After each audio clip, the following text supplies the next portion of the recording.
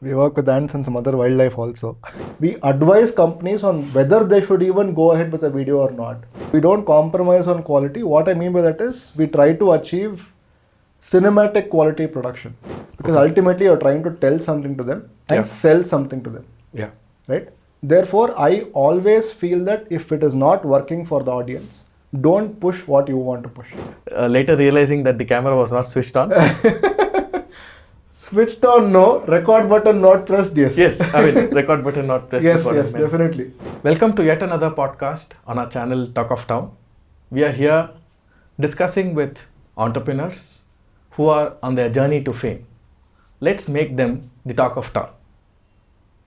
Have we seen ants talking? I repeat, ants talking. You heard it right. Today, I have with me a guest who runs a company called Talking Ants.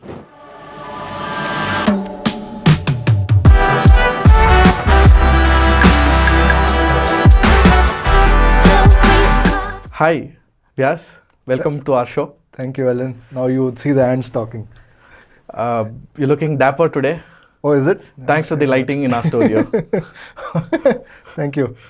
So, tell us more about what you do at Talking Ants and how you work with ants closely. Sure. We work with ants and some other wildlife also. On a serious note, Talking Ants is a video production company. Okay. We are a full stack video production company. What I mean by that is we do everything from writing a script till editing a video, correction, the whole 9 yards. Right. Broadly, we operate in 4 categories. Corporate videos, brand videos, documentaries, and social media. Other than that, anything video that involves video, we do it. This is what I do at Talking Ants. I am the co-founder. I take care of sales and marketing. I have a partner who is a very experienced person in video. So he takes care of the video part of things. So he takes over the production basically. Production basically. Yes. Okay, excellent. At the moment I heard, video production, so it's such a boring activity. I mean, in my opinion. So, and if you work with a client, it's natural that they come back to you for many videos. But I'm curious to know if your clients actually come back to you for second or third time. Yes, they do. Depends on the kind of company we are working with. So, for example, if there's a factory, right, who is doing exports, right, they may come to us only once because they would want probably some digital presence. So they would want some videos, some photos done. So after that, their sales doesn't happen because of, say, social media or anything, right? So they may come only once. Yeah. At the same time, at the other end of the spectrum, we have clients who come to us repetitively every month. Okay. We work with a lot of doctors, CAs for their social media. Oh, nice. So every month we do we have a subscription service for social media. So they come to us every month. Okay, so basically you work on their videos, production, which includes the edit and delivery. Which includes the edit as well, yes. Okay, I'm sure you would follow a lot of podcasts, documentary, and, yes. And if you come across a not so good podcast or a documentary, what do? Do you cry silently or you shout out saying, why don't you guys hire me? Both. See, generally what happens is it's the bane of any sort of creative field, right? If you are, say, an artist who paints, right. If you see a bad painting, you'll immediately know what's wrong with the bad painting, which stroke has gone bad where. The same way, we can't help but see what's wrong with the lighting or what's wrong with, say, the camera or. Right. So we can't help but see that. But yeah, I do both. Okay, interesting. Again, a typical question. So there are a lot of video production companies today. Why would one choose Talking Ants? What's your USP? So we stand on 2 sort of major pillars. First pillar would be we don't compromise on quality. What I mean by that is we try to achieve cinematic quality production, right? What do I mean by that? What I mean by that is movies is the most interesting visual medium that is there today. So if you produce, I would look like a hero, is what you're trying Definitely. to say. Okay. You're already a hero. Oh, thank you so much. I take it as a compliment, by the way. So that's the first pillar, right? Where we ensure that there is cinematic quality production. We don't compromise on quality at all. Be it the kind of camera we use or the kind of lens we use. That's the first pillar. A second pillar is, see, we work with companies. We are not a movie production house, right? Because we work with companies, and companies are doing these videos because they want an ROI on what they're trying to do, right? True. Most video production companies today do not advise or do not come on a marketing level for any company. So because I come from a sales and marketing background, we advise companies on whether they should even go ahead with a video or not. Who is the audience? Right. What part of the funnel are they trying to address? What is the audience intent? Which platform are they trying to post this in? So these kind of basic fundamental marketing questions we try to answer before we even go ahead and do a video for a customer. Right. There's a lot of pre-production. Lot of pre-production, yes, of course. But before the pre-production, a lot of ideation where we try to answer basic marketing questions to ensure that there is enough ROI for the correct ROI for the customer. So we stand on these two big pillars. Right. So which I feel is a big USP, because today video production as a term itself is considered extremely expensive. True. So I feel this is one of our sort of USP. Interesting. Help me understand much deeper here. So on one side we have ad agencies like the Early Man Studios. Right. The other side we have large production houses like Humbale, Dharma Productions. Correct. So where does Talking Ants, position themselves in this spectrum? Sure. So we would call ourselves a video production company and not an ad agency, because we don't do ads. We can't justify doing ads. The reason I'll tell you is because ad agencies have a lot of data, statistics, and some other things before they even come up with an ad. True. Right? We are not that. At the same time, we don't do movies. Right. We are not in the business of making movies. So we are exactly in between in this spectrum, if you take a spectrum. Right. So this is where Talking Ants stands. We are a video production agency where we will do any sort of video for you, keeping in mind the marketing angle of things. Okay. I specifically took the name of Dharma Productions because I read an article which said that they're selling 50% stake for a whopping 1,000 crores. Is it? So do you at Talking Ants have any such ideas of liquidating your stake? There could be prospective investors amongst our viewers. Sure. We would start with 2,000 crores.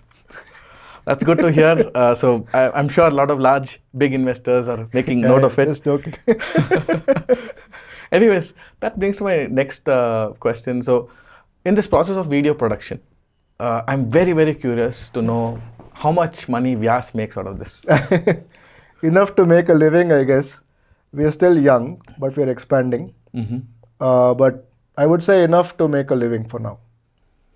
Okay. As a company, as a video production company, I'm sure you must be clocking profits. How does the margins look like in your domain of business? If you talk about my domain of business, largely speaking, it depends on what kind of ticket size you're working with, right?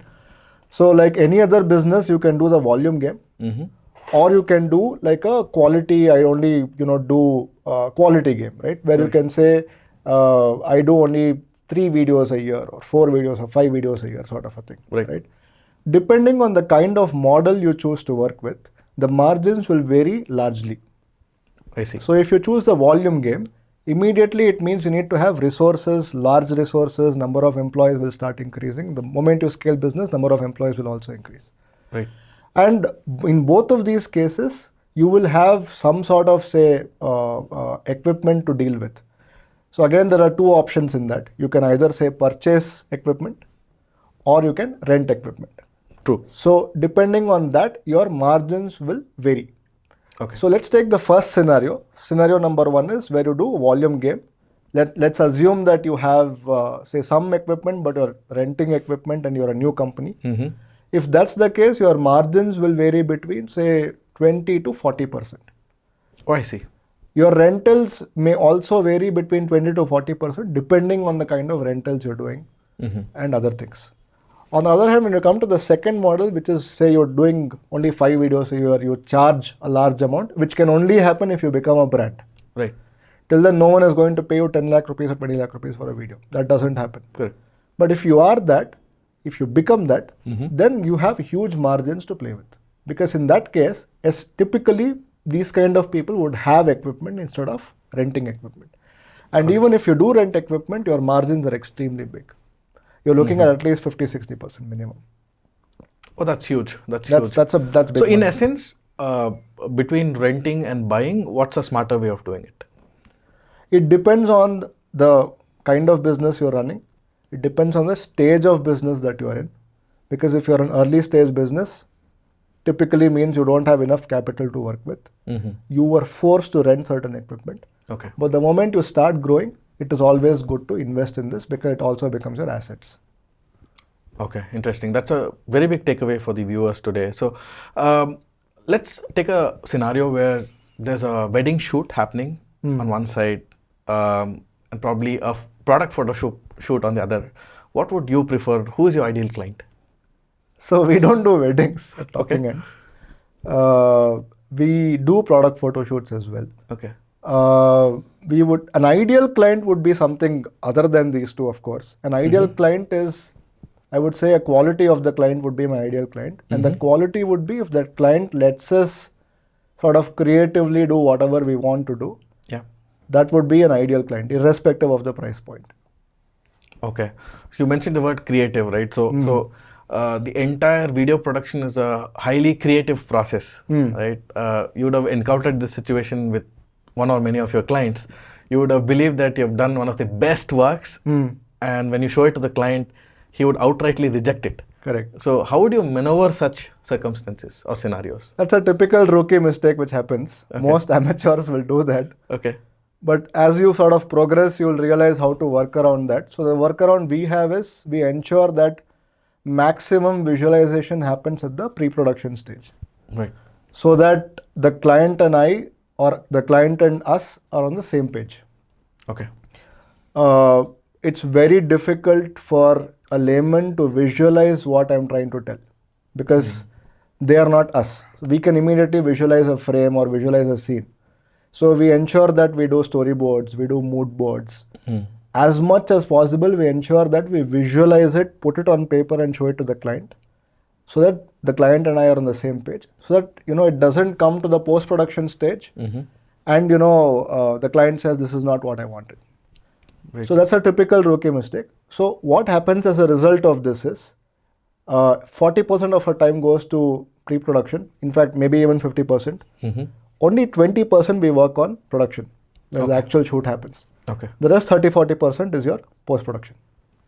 Understood. So if there's a young entrepreneur or anyone willing to get into this business, so what should he or she do to avoid this mistake or probably maneuver this situation? Good question. I feel first thing they should probably do is see, it depends on where you're coming from, right? Let's say you've already done some internship in some agencies, right? In that case, you would already know how to sort of maneuver the whole clientele. If not, the only way to swim is to get into the water, right? So once you start dealing with certain clients, you will understand. Or if you want to preempt this whole thing, if that is your question, make sure that you visualize as much as possible, like I said. Make sure that inform the client as much as possible about what you're going to do. Okay. Or else the client will definitely come back because right from the beginning, you and the client are not on the same page. True. Right? So I would say, depending on the kind of person you are, you will have to figure this out. But if you want to preempt this, like I said, you will have to make sure you visualize as much as possible because at the end of it, your deliverable is a visual. True. Okay. So you did mention a couple of times that you take care of sales and marketing, a lot of marketing tools. So I'm curious to know if you're from any of these IIMs or ISBs who has done their post in PGDM in marketing, sales. Yeah. So I would say... What's your background? Okay. I come from a heavy sales and marketing background myself. I'm not an IIM or an ISB. How heavy it is? Pretty heavy. I think the sofa is going down. Okay. But whatever I've learned through experience. Uh-huh. I have, when I was 17, 18 years old, I've sold furniture in furniture melas. So from there to sort of setting up 3 own businesses of mine before this, Yeah. I've learned a lot of things the hard way and then gone to Philip Kotler from IIM. Okay. So instead of doing it the other way around, I sort of learned it through experience. I've headed business development for a government organization. After that, I've headed marketing for a cybersecurity company where we took a product from zero to sort of one stage, gave it to Gartner, and Gartner gave it a nod. So I've had some big successes in terms of sales and marketing in my career. And that's where my empathy for customers also come. Right. Because I feel customers today are gullible because they want their organizations to grow. They end up spending in wrong places and think that digital marketing or video or any of these things don't work. Right. There's a misconception. There is a huge misconception in the market, especially with the elder generation. Okay. Because they feel they would have probably given it to some agency and that agency would have done a bad job. Or that agency just wants a retainer, so they just, fleece money from the customer. So that's why I have a lot of empathy towards customers, and that is where we always advise customers, even though we are a video production agency, Right. we advise customers on sales and marketing. Great. I mean, experience is definitely talking. Yeah. Yeah. Not I am. So again, typically when we talk about video production, the first word that comes to our head is the drone, right? So how will you convince a client that every shot in the video does not need a drone? Well, yeah, that's a tough thing, especially when we do outdoor shoots. Yeah. Right? All of them want an aerial view. Yeah. We do drones. My partner is he's a technical guy when it comes to drones. We fly actually some pretty special drones as well. Okay. That the way with fighter jets. So the way we convince customers is basically to tell them that, listen, what is actually important in this scene? What do you want the viewers to know? Yeah. Do you want the viewers to know about your aerial view, or what is it that that you want the viewers to know? Depending on that, this scene calls for that. Yeah. So every single sort of frame that we put is empathizing with the viewer and asking what does the viewer want to see in this frame. Yeah. That's how we convince the customer. Again, depends on the customer. So, I mean, drone was just an example. So there could be many more such challenges. Yes. So what are the typical challenges that you face, and how do you counter them? See, what happens is, in any sort of communication, right, there are 2 sides of communication. Yeah. One is the brand, another one is the audience. Right. Now, what happens is, unless you are unless you are a art sort of, let's say you're an art studio or you are some sort of an artist, right? There, what happens is communication is always from the brand side. Yeah. Right? And the audience will be receptive because they are valuing the artist. True. Otherwise, I am a strong believer that the communication should always happen towards the audience side. Because ultimately you're trying to tell something to them and sell something to them. Yeah. Right? Therefore, I always feel that if it is not working for the audience, don't push what you want to push. Right. Fitment, basically. Basically, it's always, you need to communicate what the audience wants to see. For that, whatever works. With some, of course, some aesthetics and some art appeal needs to be there. But otherwise, ultimately, it's the audience. So we try to tell the customer, our customers, that, listen, is this working for your audience or not? Yeah. You're trying to tell me something. If it's a valid point, if it's convincing the customer to buy that product or convincing the customer to listen to what you're saying. Yeah. If it is not, what you're telling doesn't work. Okay. We of course try to tell that in a very polite way. Customers also understand that, listen, this doesn't work for the audience. And more often than not, the customers know more about the product than us. So we always try to listen to the customer. Okay. You did mention about the client or the customer walking with you and listening to you keenly and working closely with you. Right. So in terms of the value addition that you do to your client, so do you also provide value in terms of good credit period to your clients? We try to come in between. Yeah. So if the customer asks for 60 days, maybe we do 30 days. We try to come in between, but it's a very resource intensive business. Yeah. So cash flows needs to be very healthy for us, or else the business doesn't operate properly. Okay. So we try to work with as much advance and as much, have a balance between advance and credit as much as possible. Yeah. Yeah. So, so Vyas, so when you meet a client, when you typically hear these phrases, right?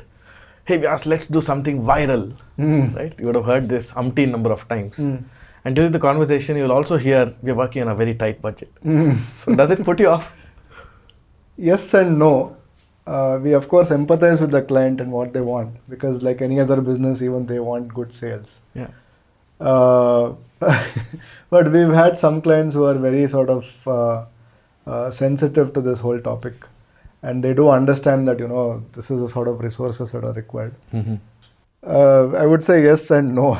Okay. Okay. Understand and appreciate, or if not appreciate, only understand. Understand. Yeah. Yeah. Okay. Okay. Not appreciate. So there are again a lot of college-going youngsters who are in the space of video production in their own way. Right. You have to professionally run a video production company. According to you, what are the 3 big important points that they have to consider? Yeah. So let me sort of give you a preface before telling you like the 3 next big things, right? Yeah. See, what is happening today is consumption side, video is very big. I read a report recently by Bain or someone which said 70% of decisions are being taken because of watching some video at any sort of buying, anywhere in the buying sort of journey, right? Right. But video is playing a very major role today on the consumption side, which means that you have to stand out as a marketer or anyone as a business today, right? Standing out in video essentially means one of a few things, right? Yeah, it's not standing outside the video. Not standing outside the video. Very nice, Ellen. So first thing is either you need to ensure that you have some sort of virality in the video, which will essentially make you stand out. Yeah. Or you are creatively doing something really good in the video. One of the examples recently, which also occurred in Shark Tank. So this man was selling electric kits for bicycles, and he had, before this only, we had all seen his ad which became viral on WhatsApp or somewhere, where all he did was stand and talk, some regular camera, nothing fancy, but the way he spoke and what he spoke sold. Right. Or you work on the quality of the video. Okay. So you have to do one of these 3 things to basically stand out today in the market in the video segment. Okay. And like I said, largely buying decisions are made today irrespective of the ticket size. Which of these 3 you do at Talking Heads? We do the third one really well, which is the quality bit of it. Okay. We advise on the second and first one. Understood. Right? So what I'm coming back to your point. So you need to have one of these 3 things as a youngster today to step into this market to begin with. Either you understand what goes viral, or you understand what makes a good marketing, or what makes good marketing, or what makes a good ad, or you understand quality. Yeah. Typically the first 2 is very difficult to understand unless you have some experience in the field. Yeah. The third thing is pretty easy to get into, because quality is simply you can shift by buying a good camera to begin with. Okay. That's the first thing. Yeah. Right? Out of, you asked 3 things. Yeah. Yeah. First thing is this. My today's evening task is cut out already. Yeah. Second thing is you ensure that you understand how to work with clients, right? Because like any other business, this is a business, and business operates on customers. Right. Unless you have a customer first policy, and generally artists tend to sort of have a very sort of lenient attitude towards this aspect, especially where they don't respect customers, and where they don't, when I mean respect, I mean typically mean not trying to value what the customer is trying to say, or not understand how a sales conversation goes. Any of these things, if you don't, these are sort of fundamentals for running any business. Yeah. The same way, even in the video production business, this is essential. Mm-hmm. So unless you have this, or at least try to learn it as a youngster, right? Walk into a few sales calls or go talk to a few people. And if you've not got that client, try to do a retrospect and figure out, okay, why didn't I get this client? Yeah. Was it a pricing thing, or was it how I spoke, or did I get into an argument with the client during the whole Expectation mismatch. Expectation mismatch. So what is it? Why is it that I didn't get this customer? Right. So unless you sort of have this understanding, this is extremely essential for any business. Same with video production also. I would really recommend youngsters to work on this today. And fundamentally, you're talking about client centricity. Client centricity and trying to understand how to work with clients. Okay. See, it also involves sales. At the same time, on the other end of the spectrum, it involves client servicing also. Yeah. They've given you a project. Are you in communication with them throughout? They're trying to message, but you're not responding. Yeah. And also empathy, like you mentioned a couple of times. Empathy is extremely big. Yeah. I'm a big believer in customer empathy. Right. The third pillar, I would say, is trying to understand how businesses operate. Right? How does, at least if not, a bachelor in finance you don't need, but at least try to understand at a basic level, how do businesses operate, how do finances operate. Yeah. Because cash flow is the heart of any business. If the heart fails, the body fails. Right. So ensure that you have good, healthy cash flow to run any business. The same thing works here also. Okay, interesting takeaways, especially for a person who is willing to or wanting to do a video production, right? So I personally have, maybe you can call it as a misconception, you can correct me. I believe that this editing process always happens in the night. Is it true? I may have sent you a few videos in the night. It inevitably ends up being true.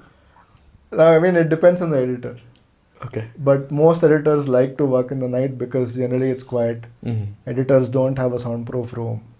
So they find some quiet space in the night, and I don't know, there is some science to the whole, before you go to sleep, your creative brain sort of is at its peak. Okay. And right after you get up, your creative brain is... So it's not a misconception. So I can most believe editors, that. Yeah. Most editors somehow end up working in the night. Could be one of the several reasons, like I mentioned. Okay. And you'll have to be honest here. So let's say, have you been in a scenario where you've been halfway through the shoot or almost nearing completion, later realizing that the camera was not switched on? Switched on, no. Record button not pressed, yes. Yes, I mean, record button not pressed is what I meant. Definitely. Okay. It's happened. Okay, with the belief that the record button was switched on over the last few minutes. It has happened. I thank you. It has happened. We have done such amateur mistakes. Okay. But now we sort of have a checklist before we begin shoot. Okay. No, I'm saying that with the belief that the record button was on today, I thank you for coming for this podcast. Thank you so much for having me here. Yeah, appreciate it. Fun being here. Same here, likewise. Baby, I'll show you.